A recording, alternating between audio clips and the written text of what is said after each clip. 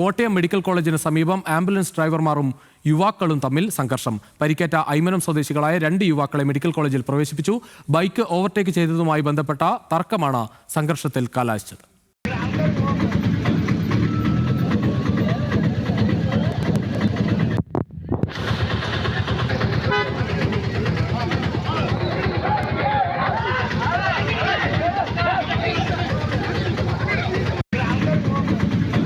കൂടുതൽ വിവരങ്ങളുമായി അജിത് ബാബു ചേരുകയാണ്. അജിത്ത്, എന്താണ് ഈ സംഭവം? എപ്പോഴായിരുന്നു ഈ സംഘർഷം ഉണ്ടായത്?